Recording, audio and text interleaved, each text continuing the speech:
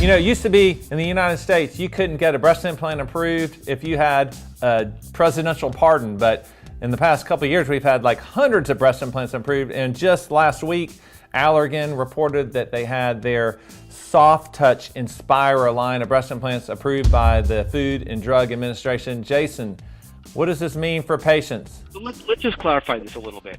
So we've been using Inspira 1s for about a year now, right?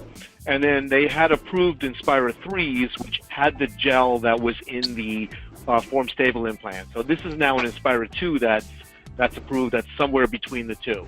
I think it's great. It's more choices for us. It's more choices for the patient. And I think that perhaps this will be for the patients that, you know, was rippling with some of the other implants, and now they didn't really want as hard an implant as the form stable implant. So I think this is something as an intermediate implant for all of us. So Dan, what do you think? There's no implant that's going to save you from a badly done and badly planned operation. And I think that for patients, they need to understand that it is not the implant that is going to get you the result. It's the surgeon.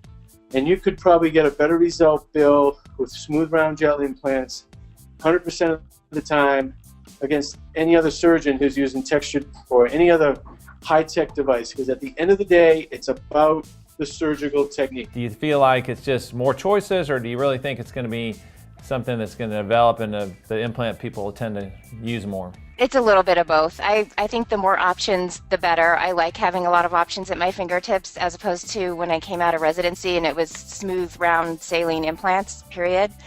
So I do like having more options available, but at the same time, I have to agree with Dan. It's more about the surgeon that you choose and technique than the particular implant. You're not going to get a slam dunk result just because you chose one over another.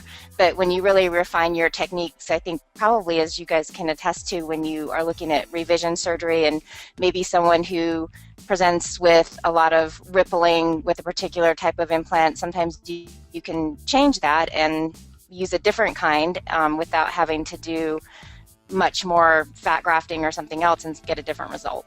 Yeah, I think it's those are all really good comments, and I do think that, you know, we always talk about tissue-based planning and using measurements and other things to select the implant that fits the breast, but you know, this may add one additional characteristic that we'll customize for any individual patient to give them a better result. But I think it's a good thing to have the choices, and I agree with everything you guys said.